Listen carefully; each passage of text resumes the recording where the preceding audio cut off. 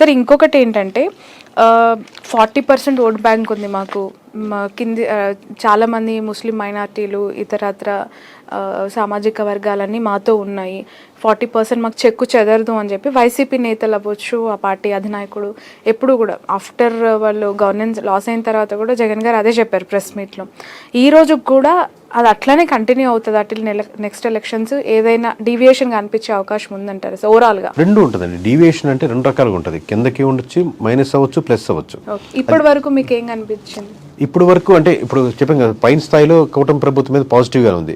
But ఎమ్మెల్యేలు చేసే damage వల్ల ఇక్కడ ఎమ్మెల్యేలు కూడా మీరు రైట్ అభ్యర్థులను పెట్టగలిగి, ఇక్కడ ఎమ్మెల్యేలకు మీరు తోడుగా నిలబడి ఇక్కడి నుంచి ప్లాన్ చేసుకొని ఇక్కడి నుంచి మీరు అసెంబ్లీ ఉండి ఇక్కడి నుంచి ఇప్పుడు దాకా ప్రజలు ఏదైతే కోటర్లో ఉన్నారో, ఎవరైతే సర్కిల్లోనూ ఉంటున్నారని చెప్పి దాని నుంచి కొద్దిగా బయటకు వచ్చి మీ ఇమేజ్ బిల్డింగ్ చేసుకొని రీబ్రాండ్ చేసుకోగలిగితే ఆబ్వియస్గా ప్లస్ అవుద్ది. లేదు సేమ్ స్టైల్లోనే వెళ్తుంటే నిజంగా ఇప్పుడు 2.0 అనగానే 2.0 అవ్వదండి. ఆబ్వియస్లీ 2.0 వర్షన్ మీకు డిఫరెన్సెస్ కనపడాలి కదా, ఆ డిఫరెన్స్ కానీ ప్రజలు గుర్తించి ఉంటే ప్లస్ అవుద్ది. Okay, right.